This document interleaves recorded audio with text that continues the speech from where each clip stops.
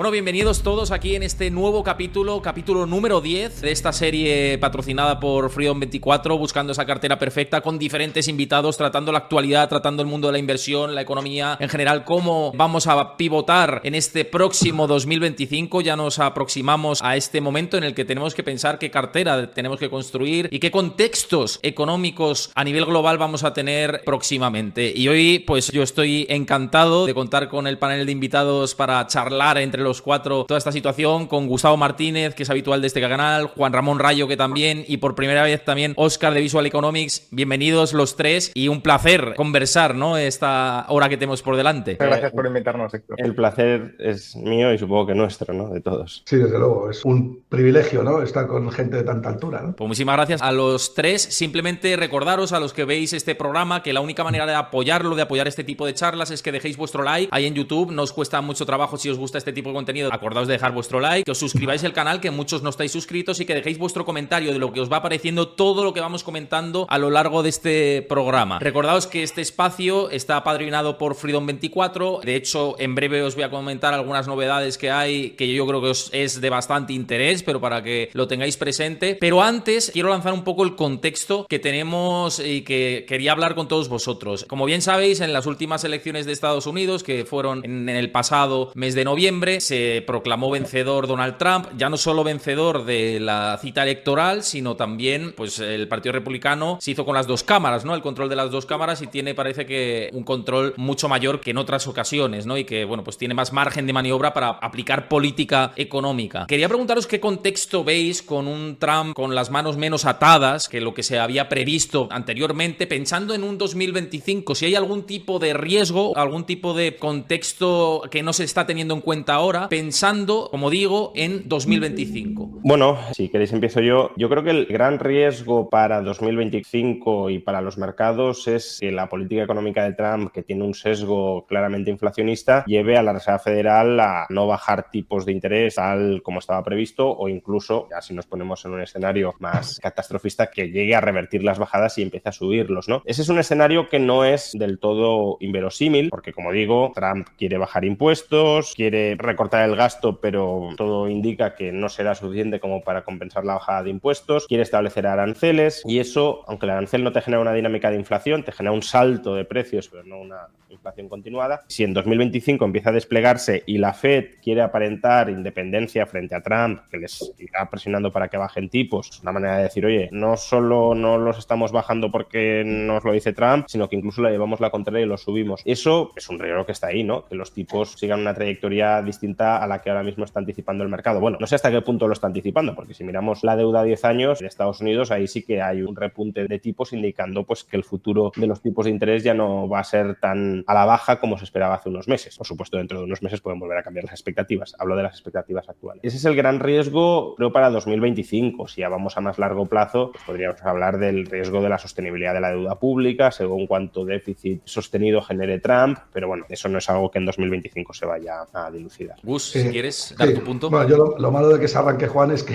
ya sienta una cátedra, ¿no?, complicada. Bueno, completamente de acuerdo con lo que dice Juan, ¿no? A corto plazo, de hecho, los bonos pues lo han descontado bastante. La renta fija, ¿no?, y denominada la renta fija la tasa libre de riesgo, que es el bono americano y cómo se financia Estados Unidos a los distintos tramos de la curva, pues ya han descontado que como mínimo va a haber tensiones de inflación. Es decir, no se creen que puedas tomar dinero a tipos más bajos, porque lo normal es que el poder adquisitivo se vaya depreciando, ¿no? Y esto es consecuencia de una, yo creo que, guerra que empieza a subyacer entre la Reserva Federal y el binomio Trump-Musk, ¿no? El otro día colgaba un tuit Elon Musk que es muy significativo de lo que viene a continuación, ¿no? El que sepa leer entre líneas, cuando decía que si era más eficiente la Reserva Federal controlando los tipos de interés o 9 bolas mágicas, ¿no? Eso lo hizo Trump público en su red X. O sea, lo que está diciendo directamente es entrar en guerra contra la Reserva Federal por mandato propio de Donald Trump, porque lo que quieren cuanto antes es rebajar los tipos de interés, y es normal. ¿Cómo no vas a querer rebajar los tipos de interés si tú eres un político que no quieres en absoluto comerte el marrón de la deuda y cómo financiar esa deuda a futuro, ¿no? Y las cuentas, hombre, pues el que se vea el programa de Donald Trump, pues por el lado de los gastos, si reduces todas las partidas liquidaturas en cuanto a impuestos se refiere, pues tienes un déficit de 10 trillones que lo puedes compensar, en teoría compensar con algo de aranceles, que hay que cuadrar ese número, pero que aún estableciendo un 10% de arancel a todos los bienes que Estados Unidos importe, a todos, ahora mismo se establecen aranceles al 30% de los bienes y se recaudan unos 100.000 millones de dólares al año, estaríamos recaudando entre 300 y 400.000 millones de dólares. 300 y 400.000 millones de dólares a lo largo de 2 administraciones de Trump es 2,5 trillones de dólares de superávit que restado al déficit como consecuencia de las rebajas de impuestos, estamos hablando de un déficit aproximado entre 7 y 8 trillones de dólares en las próximas 2 legislaturas. Esto es un incremento de la deuda de, no sé, un 20-25% con respecto a los 35 trillones de dólares que debe ya Estados Unidos. ¿Cómo vas a financiar eso? Eso es lo que el mercado no se termina de creer y lo que el oro no ha corregido prácticamente nada desde máximos, tampoco se termina de creer, ¿no? Gustavo, solo un matiz, ¿no? Porque la estimación de que son 300.000 millones de recaudación es una estimación suponiendo que se sigue importando lo mismo después de colocar ese arancel. Pero claro, si hay una reacción en forma de menores importaciones, la recaudación efectiva va a ser menor, no es lineal en ese sentido. Y sí, es 300.000 como mucho. Probablemente menos. Claro, es que estamos hablando de 7,5 trillones en un caso, digamos, en un escenario normal. O sea, el escenario positivo o el escenario negativo, mejor dicho, es de 10, 11 trillones de dólares de aumento de la deuda las próximas 2 legislaturas. O sea, esto no se soluciona haciendo 2 cuentas fáciles de vamos a poner estos aranceles que no sabemos, como bien dices, Juan, qué consecuencia va a tener para la producción mundial, porque es que eso puede atraer, también puede entrar en una dinámica en que todo el mundo establezca aranceles, produzca una depresión a nivel mundial, una desaceleración y por tanto te tengas que comer esa medida, ¿no?, que has tomado a nivel mundial. Óscar, tu punto.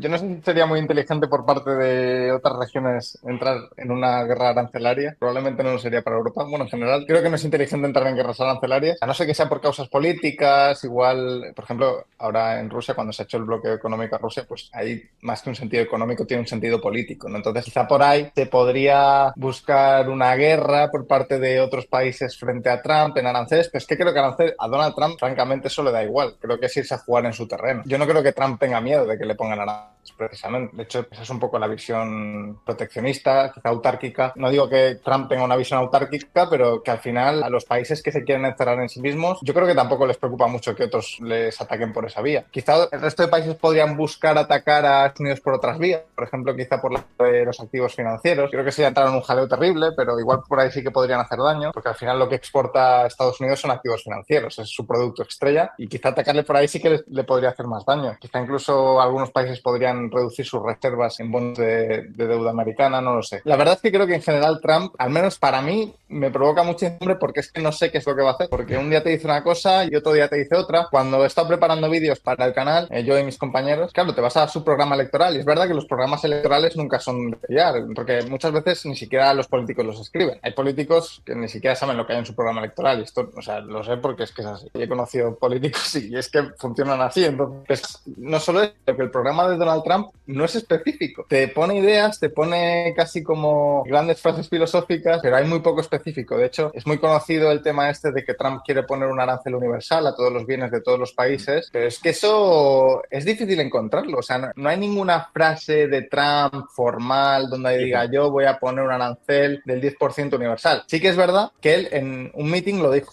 del 10%. Y luego en otro meeting habló de un 20%. Pero claro, es que son cosas que tú ya tienes que ir hilando. O sea, tú para entender lo que quiere hacer Donald Trump tienes que ir viendo todo lo que va diciendo y empezar a hilar cosas. En cuanto al arancel, ya yendo con este tema, no sé si me estoy desviando un poco, algo que deja bastante claro que probablemente sí que lo quiere hacer es que cuando debate, el moderador del debate le habla sobre el arancel, le pregunta, oye, señor Trump, usted ha mencionado que quiere imponer un arancel del 20% a todos los productos extranjeros. ¿Usted cree que esto realmente podría ser positivo? Que podría dar problemas, y él enviarlo, decir, no, yo no voy a poner un arancel ni del 10 ni del 20%. Él lo que hace es justificar eso, ¿no? Entonces, yo creo que sí que va a tirar por ahí. Y en cuanto a temas de tipos de interés, en cuanto a temas de inflación, tampoco tengo muy claro hacia dónde va a ir la cosa, porque sí que es verdad que, como dice Juan Ramón, las políticas de Trump están bastante dirigidas a provocar inflación. O sea, al final, imponer aranceles va a aumentar los costes productivos de Estados Unidos. Pero, sin embargo, luego hay otras. Él quiere devaluar el dólar, o al menos eso dice. Para eso tendría que controlar la Reserva Federal Federal, pero es que la vez la Reserva Federal, aunque no lo parezca, tiene bastantes controles, no es simplemente cambiar de presidente, que el presidente, la Reserva Federal tiene una junta, que la mitad de la junta no está decidida por políticos. Parte de la junta que sí ha sido decidida por políticos se va renovando cada X años, entonces no todos los miembros, el propio Powell fue nombrado por Obama, luego por Trump como presidente, pero ya estaba en la junta. Eso es. Entonces, no sé, a mí me genera mucha incertidumbre en general. Sí, de hecho, comentaba Óscar lo de devaluar el dólar o depreciar el dólar, y el propio Trump también ha amenazado con imponer aranceles a aquellos países que dejen de utilizar el dólar como moneda internacional de reserva. Entonces, ahí hay una incoherencia muy clara, ¿no? Si tú quieres un dólar débil, no puedes fomentar la demanda de dólares, porque si fomentas la demanda de dólares, lo estás fortaleciendo, no lo estás debilitando. Y también sobre el tema del proteccionismo y de los aranceles, aunque es verdad lo que comentaba Gustavo, yo también lo he comentado en otros vídeos, que la propuesta de Trump de esperar recaudar mucho vía aranceles es una propuesta muy ingenua, porque ahí en términos recaudatorios no hay tanto que rascar. Sí que es verdad que dentro del Partido Republicano, en su ala más trumpista, desde hace años, sobrevuela otra idea que quizá es la que, sin haberlo explicado, por lo que comentaba Óscar, que no hay un programa, no hay nada demasiado sistemático, tienes casi que sobreentender lo que quiere, pero sí hay una propuesta de reforma del impuesto sobre sociedades, que es, ajuste en frontera, ¿no? Digamos, el impuesto de sociedades ajustado en frontera. También tiene otras características, que en lugar de la base imponible estar determinada por los ingresos, está determinada por el cash flow y, por tanto, no entramos en todo el lío de cuándo amortizas y cuándo te deduces la amortización, sino que te puedes deducir el 100% de la amortización del coste de capital cuando lo ejecutas. Pero este impuesto, este rediseño del impuesto sobre sociedades que ha planteado cierto sector del Partido Republicano, a efectos prácticos funcionaría como un arancel y como un subsidio a la exportación, porque la característica fundamental, más allá de no basarse en devengo, sino en flujo de caja, es que las exportaciones, los ingresos por exportaciones, las ventas, ¿no? Los ingresos por ventas de exportación no integrarían el impuesto, es decir, las empresas no pagarían impuestos por los beneficios que obtengan sobre sus exportaciones, y a su vez los gastos en los que incurrieran por importar no serían deducibles en el impuesto. Con lo cual, si tú compras inputs dentro de Estados Unidos, te lo puedes deducir y no pagar impuestos. Si compras inputs fuera de Estados Unidos, para luego vender dentro, pues ese ingreso no restarías gastos para calcular beneficio y pagarías impuestos sobre la totalidad del ingreso o del ingreso en caja, ¿no? Entonces, esta reforma del impuesto sobre sociedades sí tiene potencial recaudatorio. Hay distintas estimaciones, pero incluso aumentar la recaudación más de $1 billón de dólares. Entonces, claro, al final eso funciona como un arancel sobre las importaciones y un subsidio a las exportaciones a través del impuesto sobre sociedades. Y bueno, pues a lo mejor implementa su política proteccionista por esa vía. En lugar de subir masivamente aranceles, dice, oye, que las empresas estadounidenses que vendan fuera no pagan impuestos sobre las ventas, y las que compren fuera, eso no se lo deducen fiscalmente y por tanto van a pagar 2 veces, digámoslo así, ¿no?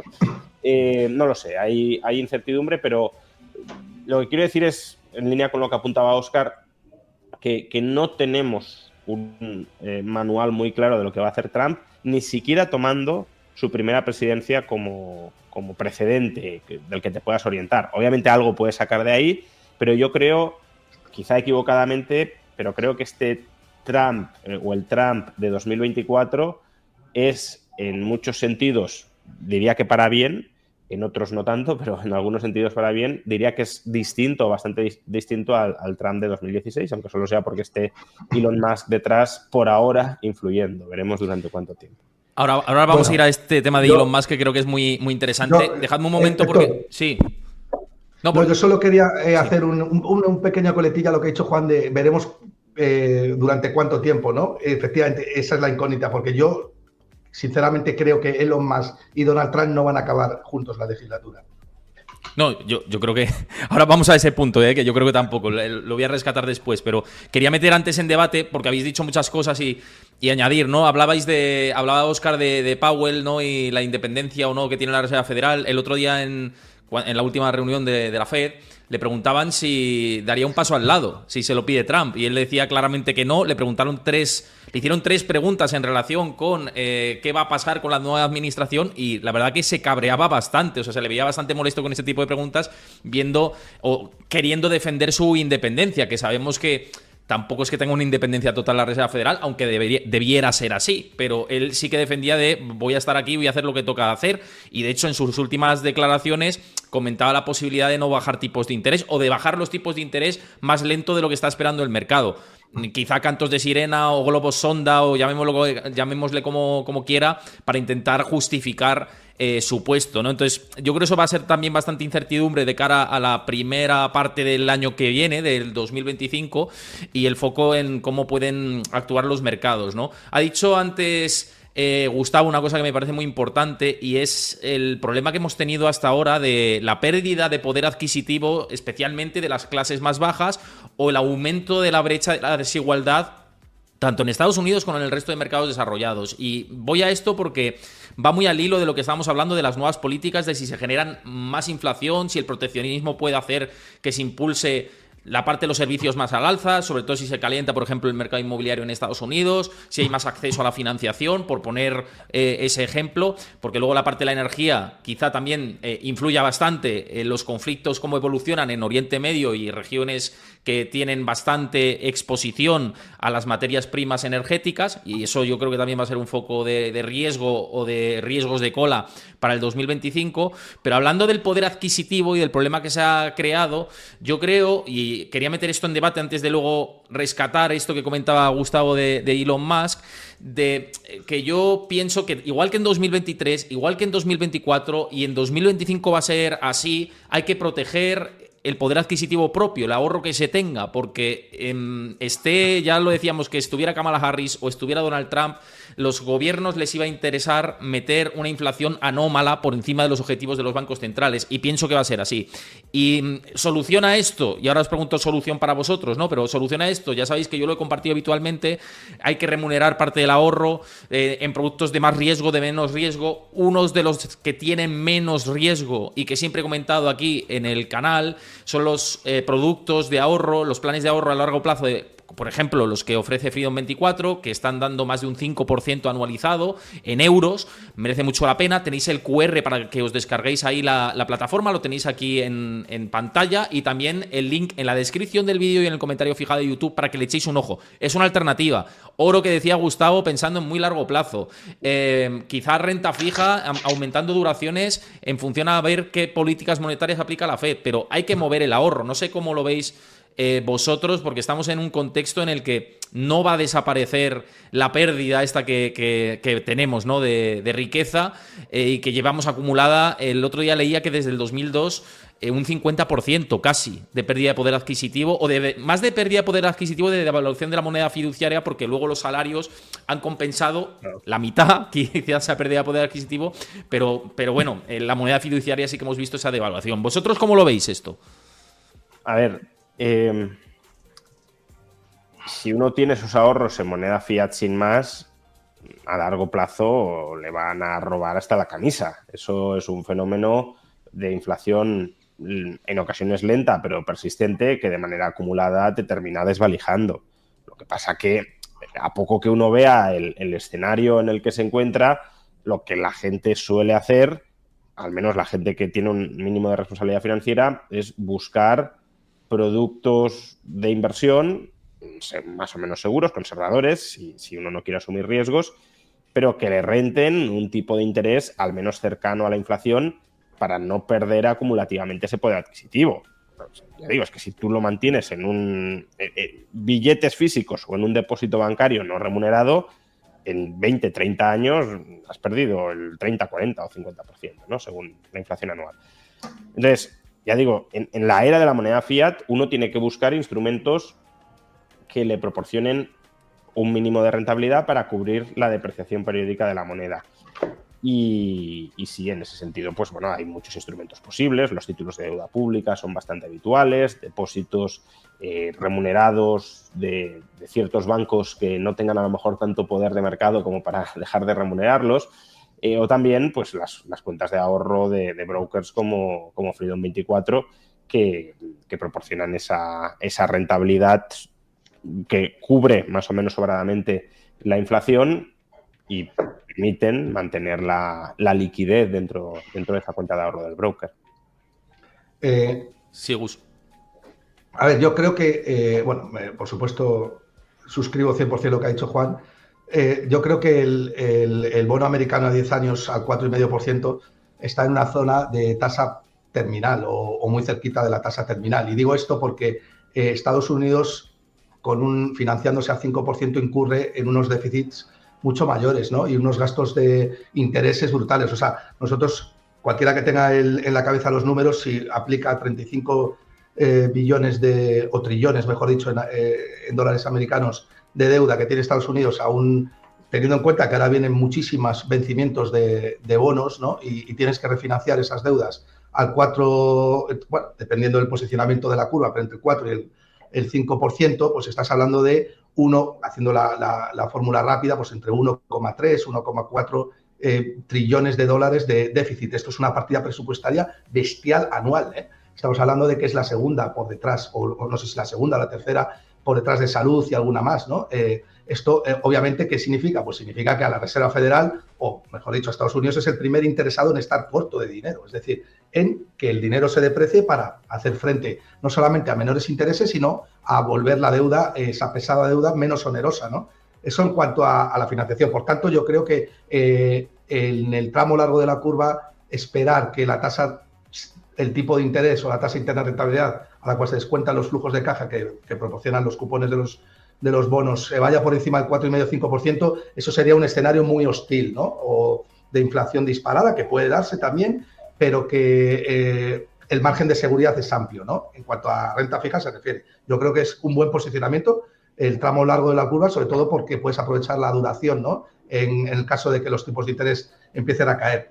Y luego hemos hablado de que Trump está presionando, ¿no? Continuamente a la Reserva Federal. Yo creo que esto es un error de concepto. Entender o directamente derivar la responsabilidad de los tipos de interés a la Reserva Federal, porque la Reserva Federal, lo que hemos visto que viene haciendo en los últimos años, no es otra cosa que plegarse a lo que hace la letra del Tesoro a 3 meses de Estados Unidos. Es decir, si la letra del Tesoro a 3 meses de Estados Unidos, o dicho de otra manera, el tipo de interés de mercado, el mercado lo coloca por encima, por debajo, es como la Reserva Federal va a actuar después, porque realmente, ¿qué van a hacer 20 personas? Hacer un reserve de mercado mucho más potente que lo que está haciendo el propio mercado a corto plazo, que además es averso al riesgo en esa parte de la curva, teniendo en cuenta que son millones de personas que están filtrando bien, o en teoría intentando filtrar los datos, o va a coger y Powell y va directamente a rebajar los tipos de interés cuando el mercado te está diciendo que los tienes que tener aquí porque la inflación se puede disparar. Entonces, yo creo que no entiendo muy bien cuando Trump o Musk cuelga ese tuit e intenta presionar a la Reserva Federal para que rebaje los tipos de interés, si es el mercado el que te está diciendo que los subas. O sea, ¿para qué vas a ir en contra del mercado? Si luego al final el mercado te va a colocar en su sitio elevando las TIR y elevando el tipo de interés al que tú te tienes que financiar en secundario, ¿no? Óscar, con respecto a lo que decíamos de proteger el ahorro de esta brecha de riqueza y demás, ¿tú qué opinión tienes con respecto a la metodología que debemos implementar, ¿no?, para proteger el ahorro con estos ciclos o con la situación de la inflación que tenemos y las expectativas del 2025? A ver, yo creo que en general no hay una estrategia para todos. Creo que cada uno tiene su perfil de riesgo, su patrimonio, su edad. Entonces, cada uno, pues, igual debe seguir la estrategia que mejor se ajuste a lo que quiere conseguir. En cualquier caso, sí que creo que por norma general en España tenemos un problema, que es que se entiende que los mercados financieros son como... Y en cuanto a activos más seguros, sí que es verdad que el hecho de comprar deuda pública, aunque sea la española, sí que se ha visto, yo creo que como algo difícil. Yo voy mañana a mi madre y le digo, oye, invierte en deuda pública, y me dice, ¿qué? O sea, igual no saben ni lo que es lo que son los bonos de deuda, ¿no? Lo que han tenido siempre es esa sucursal bancaria que les ha vendido el fondo al 1% con comisiones del 2%, y fuera de ahí nada, ¿no? Entonces, yo creo que realmente el gran trabajo que tenemos por hacer, sobre todo las personas que nos dedicamos a hablar de economía y de inversión, es precisamente que la gente, que las finanzas no son un casino ni tampoco son el demonio, porque también hay mucha gente, especialmente en los círculos de izquierda, que entiende que invertir en bolsa es como algo que le está robando a alguien por algún motivo, ¿no? O sea, creo que falta por ahí educación financiera. Bastante, ya te lo digo yo. La educación financiera es un privilegio, vamos, en el 5% de la población en España tiene educación financiera, vamos. No, pero lo que ha dicho es hecho, algo creo muy... que había... Sí, perdón, Óscar. No, creo que había hace tiempo, no sé si era alrededor del 80% de los estadounidenses tienen bolsa como algo normal, mientras que en España la cifra es muchísimo más baja. Pero una locura la diferencia. No, es que es así. Y aprovecho que dices esto de la educación financiera, que antes no lo he comentado, que nada de lo que decimos aquí son recomendaciones directas de inversión, ya lo sabéis, y cumplimos absolutamente con los estándares de regulación. Simplemente lanzamos ideas y es contenido divulgativo. Y precisamente va al hilo de lo que decías de la educación financiera, que yo creo que falta bastante camino por hacer y que desde nuestros perfiles, los 4, yo creo que intentamos trazar esa línea de romper esa barrera. Sí que es cierto que yo, en esta nueva era, quiero volver luego al tema de más que lanzaba Gustavo, ¿no? Que me parece muy, muy interesante, ¿no? Del contexto que tenemos. Pero me parece que en esta nueva era, con más acceso a la información, también a la desinformación, hay que decirlo, pero tenemos más acceso a estar mejor informados. Sí que veo como más interés en tener más cultura financiera, pero luego también veo gente que sigue con la venda, ¿no? Y especialmente a quienes cuesta son a las generaciones más mayores, lo que decías de tu madre, ¿no? Cuéntale a tu madre que haga algo diferente a lo que venía haciendo hasta ahora. Probablemente te va a decir que no, yo lo vivo en mi familia, ¿no? Digo, pero hombre, tenéis el ahorro parado en vuestra casa, ¿qué estáis haciendo? No, es que más riesgo, ¿no? Que ya he invertido y perdí no sé qué y no sé cuántos hace 20 años y ya no, prefiero no invertir. Digo, bueno, pues nada, pues poco puedes hacer, ¿no? Pero sí, con las viejas generaciones sí que cuesta un poco más, pero a las nuevas generaciones yo creo que hay que meterles ese push de, oye, es que mira, lo que se te devalúa el dinero si además, lo tienes parado en tu cuenta. Yo, Héctor, por no dejar el tintero, pues yo solo he hablado de renta fija, quiero decir que el mejor protector y testeado por el mercado a lo largo de la historia para protegerse contra la inflación es la bolsa y los mercados, en general las acciones de compañías, ¿no? Que sabemos que sube entre un 10% nominal, un 8% real. Ahora bien, para mí la bolsa, el Standard & Poor's 500 y los índices ahora cotizan unos múltiplos que son intocables, es decir, exageradamente caros. ¿Eso significa que haya dejado de ser un buen protector de inflación? Pues hombre, yo creo que si alguien tiene capacidad para trasladar inflación de costes a beneficios, esa curva elástica, pues es más las empresas de Estados Unidos que cualquier otro tipo de empresa. Pero es cierto que ahí ahora hay que tener prudencia porque la bolsa está cara en general, ¿no? Cuando me refiero a la bolsa me refiero a los índices, ¿eh? Sí, pero ahora que sacas este tema de la bolsa, y antes habláis de subidas y subidas en la bolsa, versión al riesgo, va muy al hilo de Elon Musk y Donald Trump, lo que voy a decir y yo creo que lanzamos un debate interesante con todo esto. La bolsa ya estamos viendo, conquistando máximos históricos. 2024 ha sido el mejor año del siglo, ha sido espectacular. Desde el año 99 o 98 no veíamos una situación con tanta tolerancia al riesgo, casi todo subiendo, es una locura, y sobre todo las empresas con mayor capitalización bursátil. Se ha acelerado todo esto después de la victoria de Donald Trump, de la llegada de Elon Musk, que sabemos que es el hombre más rico del mundo y que tiene pues una situación de privilegio dentro de Wall Street. Una de las grandes, magníficas, es una empresa que él dirige mismamente, que es el CEO, que es Tesla, y bueno, pues ahí hay una influencia, y lo que decíais de la contraposición de intereses entre lo que pueda tener Donald Trump y Elon Musk. Pero claro, el otro día había una encuesta, incluso los indicadores de sentimiento de Goldman Sachs apuntaban a que la mayoría de los inversores dicen que va a haber rentabilidades de doble dígito en 2025. La última vez que vimos ese sentimiento tan positivo del mercado fue antes del estallido de la burbuja de las .com. No sé si con esta euforia, frenesí causado por las elecciones estadounidenses, se está empezando a meter debajo de la alfombra que explote un riesgo real y que que haya un ajuste importante en las valoraciones en los próximos 12 meses en algún punto. No sé vosotros qué pensáis. Yo aquí veo dos tendencias contrapuestas, ¿no? Por un lado, sigo pensando que, aunque cada vez con menos confianza, que el asunto de la posición cíclica de la economía estadounidense no está resuelto todavía. Vemos que hay indicadores que apuntan a fortaleza, pero otros que siguen apuntando a debilitamiento, y ese es un riesgo que sigue estando ahí, ¿no? Y podría ser una sorpresa, más allá de la presidencia de Trump, que de repente pues, empiecen a aparecer malos resultados.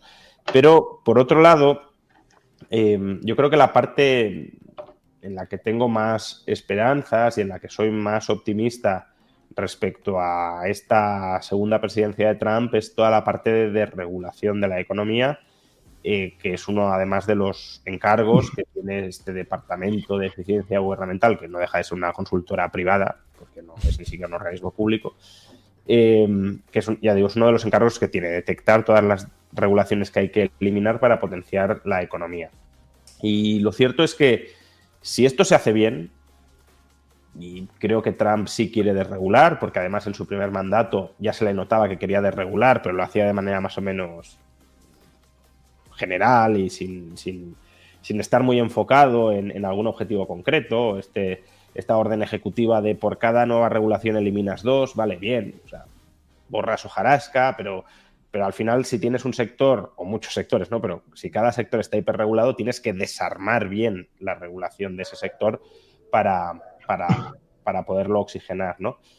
Y ahora sí creo que hay como una estrategia de regulación detrás, y eso puede liberar un enorme potencial de la economía estadounidense y puede suponer aumentos, si se hace bien, ya digo, muy importantes de la productividad, que es algo en lo que Estados Unidos tampoco iba tan bien. Quiero decir, claro, si lo comparamos con Europa, que es un erial, pues Estados Unidos nos saca muchas cabezas en cuanto a evolución de la productividad. Pero si uno mira la evolución de la productividad total de los factores desde los 70-80, lo que vemos es que Estados Unidos no ha sido capaz de mantener el ritmo de aumento de la productividad desde los años 80, y que la tendencia se rompió y la brecha que se abrió desde donde debería estar, si se hubiese mantenido la tendencia, a donde está ahora, es una brecha gigantesca. Con lo cual, ya digo, yo ahí sí veo mucho potencial, y si ese potencial se llegara a materializar, pues sí que podría haber aumentos de beneficios significativos en las empresas que lideraran ese proceso de aumento de la productividad. Óscar, con respecto a esto que decía de valoraciones, lo que comentaba Juan de la situación en el contexto del año que viene, ¿tú qué punto de vista tienes? Yo, al igual que con los tipos de interés, creo que el nuevo gobierno también me genera mucha incertidumbre. No sé hasta qué punto el tema de Elon Musk servirá para algo. O es, claro, Elon Musk, yo entiendo que también tendrá sus propios intereses, ¿no? Y de hecho creo que ahora las primeras cosas que quieren hacer es un asunto con coches autónomos, que precisamente probablemente esté muy vinculado con Tesla. No sé qué pasará, espero que vaya bien. Y respecto a la productividad, creo que me parece un tema interesante. Yo no sé hasta qué punto realmente está bajando, perdón, no bajando, sino dejando de subir tanto la productividad, o más bien es una cuestión de cómo lo medimos, porque digo que no lo sé porque no lo sé, no tengo ni idea.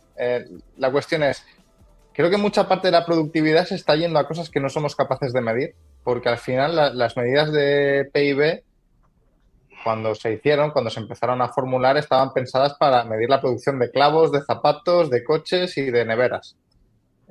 Pero claro, ¿cómo mides el aumento de la productividad de más variedad en Netflix? ¿Cómo mides el aumento de la productividad de ahora fabrico un coche con un 50% menos de emisiones? Porque más allá de las políticas climáticas que nos gusten más o nos gusten menos, lo que está claro es que si fabricar nos cuesta menos en términos de emisiones de CO2 o incluso de contaminación con gases tóxicos, eso es beneficioso para nosotros, para muchos de nosotros. Entonces creo que hay muchas cosas que no se están realmente midiendo, o por ejemplo, incluso es posible, no lo sé, que mucha parte de la economía se esté dedicando a inversión que dará resultados muy en el largo plazo.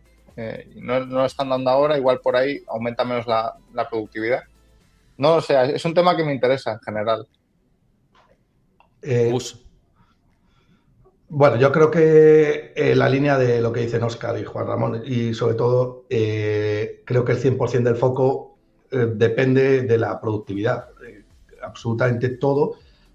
La salvación de Estados Unidos va a ser precisamente esa, cómo va a evolucionar la producción, no solamente por el tema de la desregularización, sino también por el tema de la inteligencia artificial, ¿no? Y eso es, pero claro, la cuestión es hasta qué punto el mercado está descontando eso ya, porque estamos hablando de que el Standard & Poor's 500 está cotizando a 30 veces beneficios actual, pero el del año que viene, ya descontando el optimismo de Trump y esas medidas regulatorias, está cotizando a un forward pair de 24 veces beneficios, es decir, tomando en cuenta beneficios empresariales en aumento, sobre todo las de las tecnológicas, que serían las más beneficiadas, ¿no?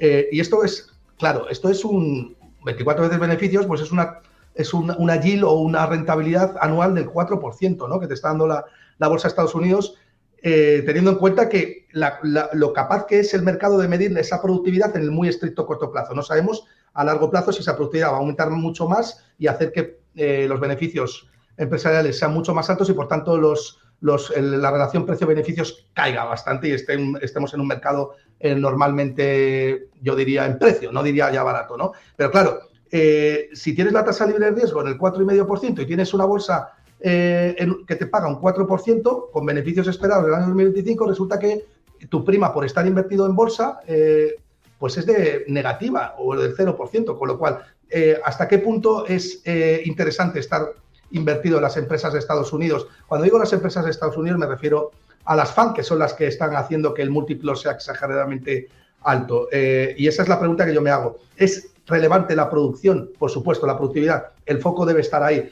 pero ¿cuánto está recogido por el mercado y cuánto no? Porque este relato es el mismo que hubo en el año 1999 con Internet. De hecho, Internet fue una revolución en la producción, pero el Nasdaq se cayó un 80% y durante 13 años, el que entró en el año 1999 tardó 13 años para recuperar el dinero que había invertido en el año 1999 con el mismo relato o un relato parecido al que hay ahora. Yo no digo que estemos en una situación similar ni mucho menos, pero ojo con comprar índices descontando que la inteligencia artificial va a ser la revolución, porque probablemente sea la revolución y el mercado se haya anticipado mucho a esa revolución y esté cotizando exageradamente esa revolución de la producción. Así que estoy de acuerdo con Juan Ramón en que hay que ser capaces de medir cuán productivo va a ser Estados Unidos los próximos años y, por tanto, el mundo, pero con mucha precaución a la hora de invertir, sostenidos en una tesis de inversión que es difícil de medir, ¿no? Es que fíjate, con esto que dices de las valoraciones, ya sabes que ahora los bancos de inversión están empezando a lanzar sus previsiones para 2025, ¿no? Y me he leído el informe de Mike Wilson, el de David Kostin de Goldman Sachs. Sí. Mike Wilson es el estratega jefe de Morgan Stanley, para quien no lo conozca. Y están súper alcistas, pero además es que defienden una tesis de inversión de relación precio-beneficios, que es el ratio PER al que hacías mención ahora. Y David Kostin, por ejemplo, dice es que va a haber una subida hasta los 6.500 puntos el año que viene, que es una revalorización de más del 10% con respecto a las cotizaciones actuales, hablo del SP500, y eso iría aparejado de un PER el año que viene de 21.4. Estamos hablando de una valoración, si digamos que el PER promedio en los últimos 20 años es de 14, pues habría una sobrevaloración alta. ¿Qué ocurre? Que lo justifican diciendo que ahora el PER que antes era 14 y era como estar en precio, ahora estar en precio quizás sea estar en 17, cosa que yo no comparto, Yo estoy de acuerdo contigo que no comparto. Mike Wilson, 3/4 de lo mismo. Sobre todo, perdóname, que eso es una chorrada, sobre todo cuando tienes una tasa libre de riesgo que está pagando el 4,5%. Es decir, no, totalmente. Eso te lo podría comprar si la tasa libre de riesgo estuviera en 2, pero ¿cómo vas a tener un spread nulo? Porque me estás diciendo que por yo invertir en las 500 empresas sobre tesis que no descansan que no son fácilmente medibles, porque estamos hablando de medir la productividad sobre algo que todavía no ha sucedido. Y tú me estás diciendo a mí que yo por eso voy a tener lo mismo que financiando al gobierno más el gobierno más solvente del mundo, que va, no tiene ningún sentido. Y luego crecimiento de beneficios empresariales del 7%, 6-7%, y dices, en realidad es encarecer la bolsa, aunque... Fíjate, sí. Héctor, que perdóname que te interrumpa, que siempre que hemos estado en un escenario de PER Forward 30, de PER 30, no, de PER Forward 24, es decir, teniendo en cuenta el crecimiento empresarial ya, jamás el Standard & Poor's 500 lo ha hecho bien, lo ha hecho o normal, es decir, o no ha crecido o lo ha hecho muy mal, pero nunca lo ha hecho muy bien, y tiene todo el sentido del mundo, porque lo que tú estás recogiendo es ya una expectativa óptima de la evolución de la economía, mínimo que quites una carta del castillo de naipes, pues es normal que quiebren o algunas de las tesis se tambaleen, ¿no?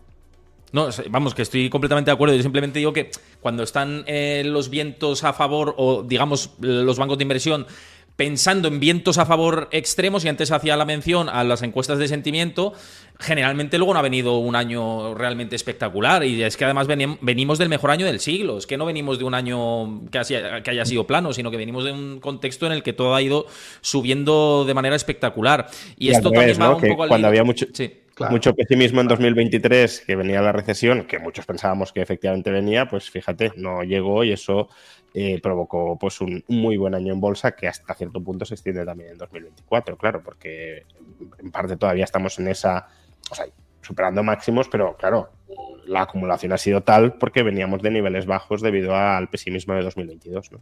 Claro, es que fíjate que las expectativas cambian en décimas de segundo, ¿eh? O sea, es que hace 2 semanas con el pésimo dato de empleo de Estados Unidos estaba con 3 semanas con aquel no fan payrolls en el cual se destruía empleo. Estados Unidos el mercado ya estaba descontando que Estados Unidos estaba en recesión. Ahora, 2 semanas y media más tarde, resulta que estamos en una de las mayores crecimientos de la historia. O sea, fijaros que las expectativas cambian en décimas de segundo, con lo cual hay que tener prudencia, y la famosa frase de lo que decía Warren Buffett: primero ser contrarian, intentar ser prudente cuando los demás son avariciosos, y viceversa, ¿no? Y acuérdate, en enero de este año que se hablaban de 7 recortes de tipos de interés, por poner ese ejemplo también. Claro. No sabe lo que va a hacer con los tipos de interés, porque eso se lo va a ir marcando la letra del Tesoro a 3 meses, ¿no? Esa es mi opinión. Claro, por eso que esto pivota mucho, y además me sirve para volver a sacar a colación esta dualidad de Trump y Musk, ¿no? Que es en lo que estamos pivotando gran parte del programa, ¿no? Y tiene que ver con ese frenesí que se ha causado de esto va a generar un momento expansivo en los mercados, porque va a favorecer principalmente a las empresas de Estados Unidos que tengan exposición más doméstica por ese factor más proteccionista de Trump. Y antes Gustavo decía, yo creo que van a romper la relación rápido, ¿no? Había gente en redes sociales que decía, yo creo que no aguantan ni 2 años Trump y Musk. Yo sé que a mí me preocupa esta relación, no desde el punto de vista de lo que se puede implementar como política económica o de favorecedora a las empresas o de ajuste presupuestario, que ahí podemos estar todos de acuerdo, pero es cierto que, no sé qué os parece a vosotros, pero a mí me genera dudas de los conflictos de intereses que puede haber entre medias, y es que ya lo hemos visto con Musk a lo largo de la historia. Y que se lo decía el otro día off the record a Gustavo, y lo comparto aquí. Digo, es que si Gustavo o yo o Juan Ramón o Óscar fuéramos nosotros Elon Musk y tuiteáramos lo que él ha tuiteado, o intentáramos generar hype en determinados activos a través de nuestras redes sociales, probablemente no estaríamos aquí en este programa y estaríamos siendo juzgados ya, y Elon Musk no lo ha sido, ¿no? Y bueno, ha tenido ahí procesos y tal, pero nunca, siempre ha salido de rositas en ese sentido, y ahora formando parte, aunque sea de manera externa, del gobierno, pues es que va a remar a su favor, como no podía ser de otra manera. No sé si a vosotros esto os parece que pone un palo en la rueda sobre la libertad real que pudiera haber en un país tan importante como es Estados Unidos, la influencia y los intereses particulares que puede tener Elon Musk a la hora de querer hacer determinadas medidas. Sí y no. A ver, de entrada, si partiéramos de una situación donde no hay ningún tipo de conflicto de intereses dentro de la clase política estadounidense, pues podríamos decir, uy, cuidado, qué serio retroceso o qué seria amenaza hay aquí. Pero vamos, los conflictos de intereses están en todas las administraciones públicas de manera escandalosa y en muchos casos ni siquiera transparente, porque existen conflictos de intereses en todos los cuadros políticos de la oligarquía política estadounidense, de los que no somos conscientes porque no se publicitan demasiado, ¿no? Aún así, claro, el hecho de que Elon Musk pueda remar a su favor o pueda orientar el cambio de regulaciones a su favor es un riesgo del que hay que estar pendiente y fiscalizar. Ahora, por un lado, según se nos ha dicho, lo que quiere es desregular. Y claro, la desregulación le puede beneficiar, pero es distinto que tú perjudiques a otros atacando su derecho de propiedad para salir tú beneficiado a que salgas beneficiado porque el gobierno te va a tocar menos las narices. Creo que ahí es una diferencia bastante sustancial. Por ejemplo, parece que Trump va a eliminar el subsidio de $7.500 a la compra de coches eléctricos. Yo eso inicialmente lo interpreté como algo que no beneficiaba a Musk, pero otros dicen, no, sí le beneficia porque Tesla ya no necesita ese subsidio y los competidores de Elon Musk sí, con lo cual es un movimiento para cargarse la competencia. Bueno, pero es que de entrada no tendría por qué existir ese subsidio, con lo cual el hecho de que se lo carguen no creo que... Obviamente puede estar alineado con los intereses de Elon Musk, pero al margen de si está alineado o no, es una buena política. Y luego hay otro tema y es una reflexión que no recuerdo a quién le leía el otro día, pero que me encaja con al menos lo que percibo de la personalidad de Elon Musk, que puede ser muy superficial e incompleto, pero normalmente y eso es así en el capitalismo y hasta cierto punto está bien que así sea, los capitalistas lo que buscan es revalorizar continuamente su capital, ¿no? Eso es lo que diagnosticaba Marx. Y claro, lo que quieren es más rentabilidad, más rentabilidad, más rentabilidad, más rentabilidad, más rentabilidad. Hasta el punto de que el capital, su fortuna, se convierte en un fin en sí mismo. Ya digo, eso está bien porque te ayuda a la coordinación social. Dices, bueno, oye, yo aquí ¿cómo optimizo la coordinación en sociedad? Pues fijándome en un proxy que es mi capital, que se vaya revalorizando y cuanto más se revalorice, más estoy mejorando la vida de la gente y más me enriquezco yo. O sea, hasta cierto punto eso está bien. Pero en el caso de Elon Musk, ya te digo, no sé quién hacía esta reflexión, pero era, ¿realmente Elon Musk, su objetivo vital existencial es amasar dinero o fortuna, mejor dicho, por amasarla? ¿O tiene otras aspiraciones más megalómanas para las que quiere utilizar el dinero? Y cuanto más dinero mejor para él, para lograr esos fines, ¿no?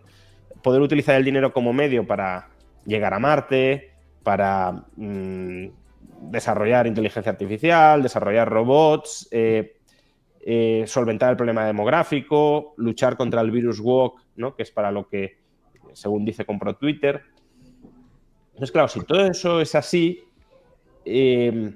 realmente lo que a lo mejor cabe esperar es no tanto que utilice la regulación o la desregulación para enriquecerse, sino que abra caminos y quite maleza que a través de su fortuna le permita pues lograr los fines de reforma de la humanidad que él aspira a conseguir. Ya digo, la colonización de Marte de manera muy clara, pues claro, si te pones a desregular la industria aeroespacial, a él le va a beneficiar, ¿cómo no? Porque tiene una empresa dedicada a eso. Pero ¿realmente quiere desregular para enriquecerse o porque realmente aspira como objetivo existencial de la humanidad colonizar Marte y para eso tiene que desregular? Entonces, yo, ya digo, me puedo equivocar, pero creo que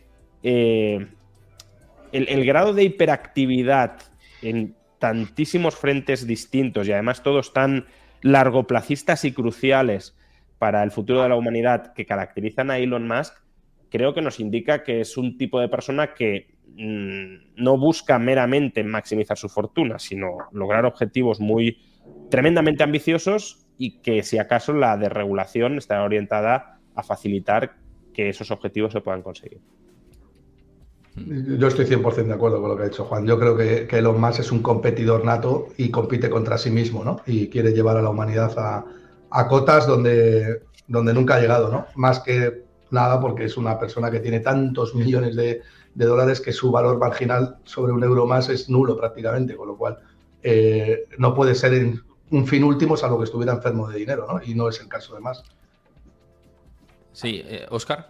Yo también estoy de acuerdo. De hecho, creo que en algunos temas en que Musk está interesado son precisamente temas que suelen estar súper regulados y que son prácticamente inaccesibles. Por ejemplo, el tema de la exploración espacial.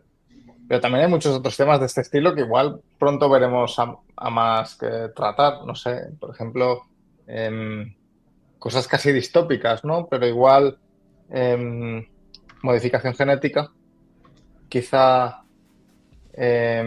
tratamientos contra el envejecimiento que vayan más allá de lo que igual hasta ahora está regulado. De hecho, existen técnicas como CRISPR-Cas que permiten, ya nos permitirían curar la leucemia, pero que no se hacen porque implica modificación genética del ser humano. Y hay mucha reflexión al respecto, mucho dilema. También mucha gente que se cree con la capacidad de decidir lo que yo le hago a mi propio cuerpo. Y igual por ahí Elon Musk quiere abordar estos temas, lo cual yo creo que acabaría siendo positivo para todos, pero bueno, también igual acaba excediéndose, no lo sé. Sí, yo creo que lo más controvertido que tiene Musk es cómo puede afectar a su competencia, ¿no? O si tiene algún, digamos, al ocupar la posición que ocupa. Yo estoy de acuerdo con lo que dice Juan de el fin último que él busca, ¿no? Que es el beneficio común, ¿no? Pero si en ese fin último también estás con un posicionamiento, una situación más privilegiada por el cargo que ocupas y por estar más cerca del gobierno, que puede haber otras empresas que también estén cerca del gobierno, o antes hablábamos de, ya, pero es que, claro, los conflictos de intereses siempre existen, y es cierto, ¿no? Hay que ver solamente la cartera de Nancy Pelosi, ¿no? Por ejemplo, ¿no? Es claro esto, ¿no?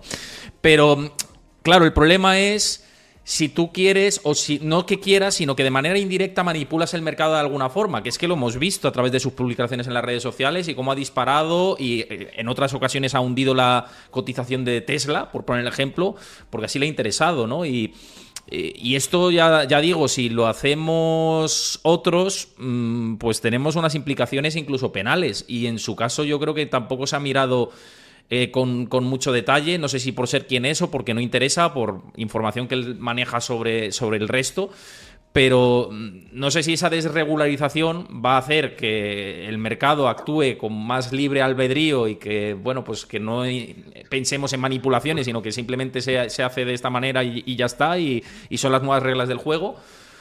O de verdad se le tiene que dar otro trato especial a él. Es que a mí es lo que me choca de Elon Musk, no su beneficio a futuro, lo que busca, pensando en el bienestar y en impulsar a la humanidad, de dar ese salto cualitativo.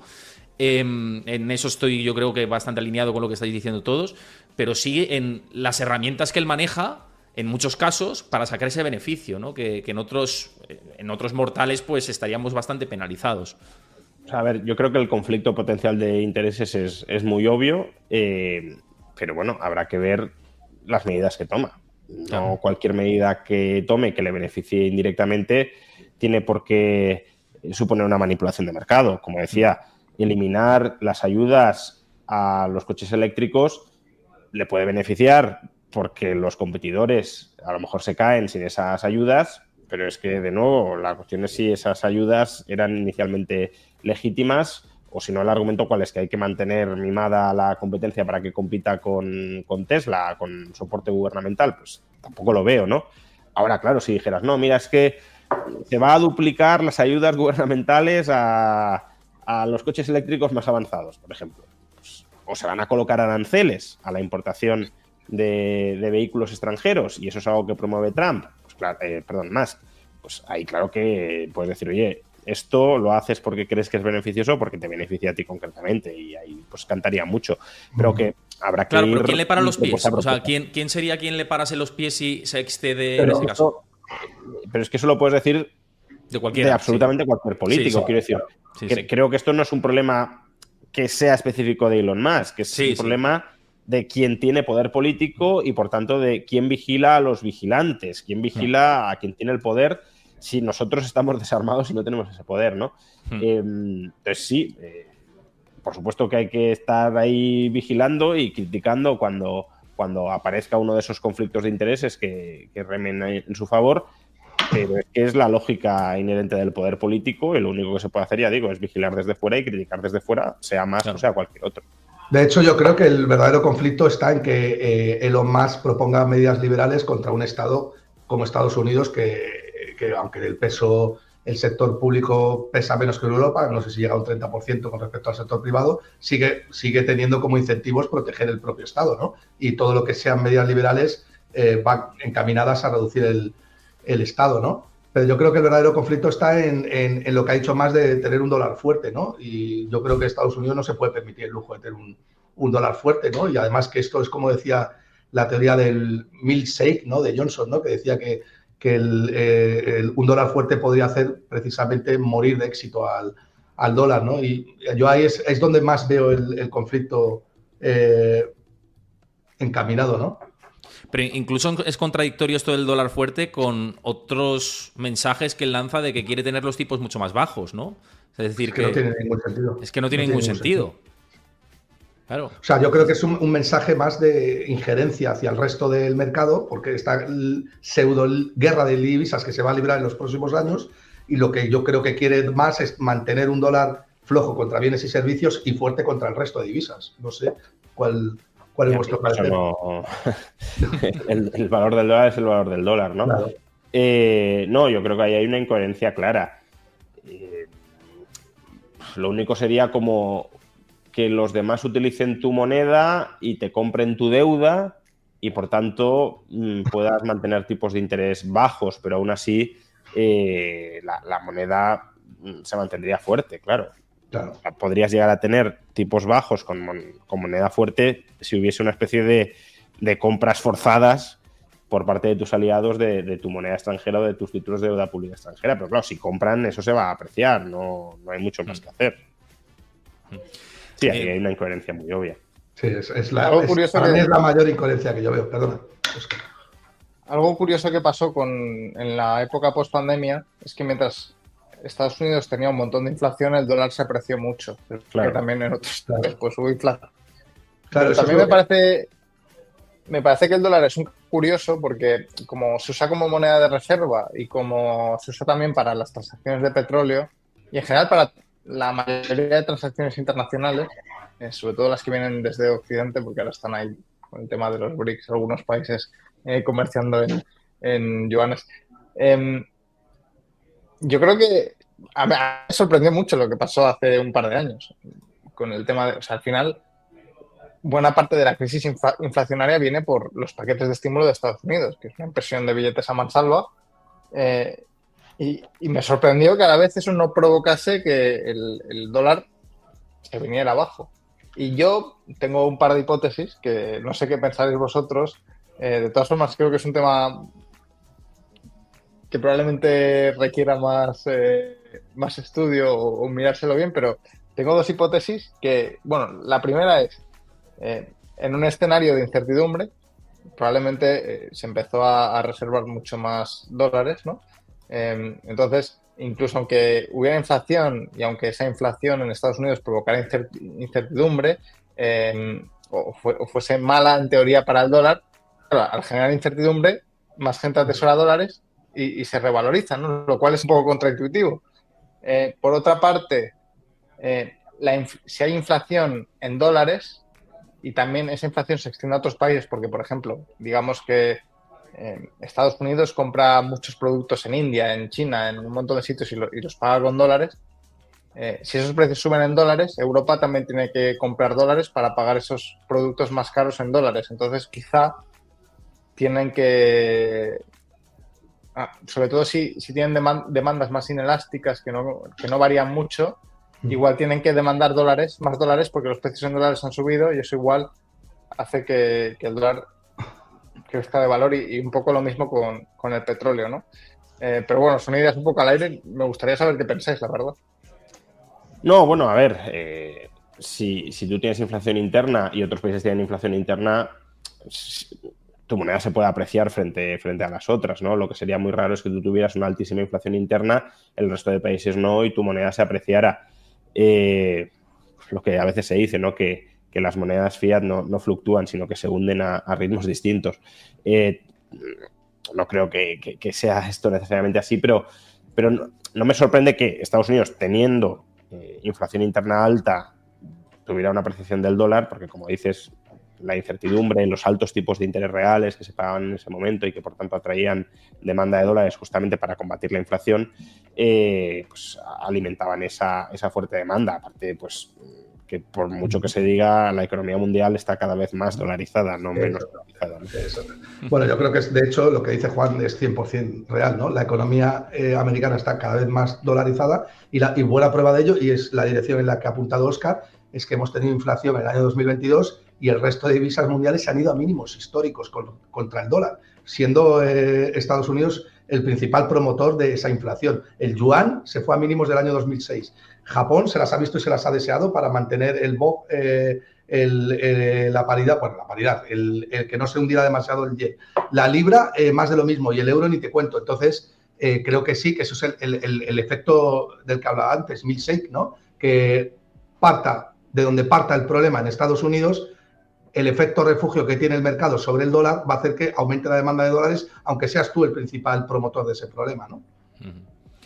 Yo, bueno, suscribo lo que dicen tanto Gus como Juan, ¿no? Por no extenderme más y no pasarme más del programa, completamente de acuerdo con esa situación del dólar, y vamos, que no tengo mucho más que añadir, sino que es un +1, ¿no? Que como se publicaba antes en redes sociales. Bueno, pues muchísimas gracias a los tres. No quiero extender más el programa. Creo que ha quedado bastante interesante.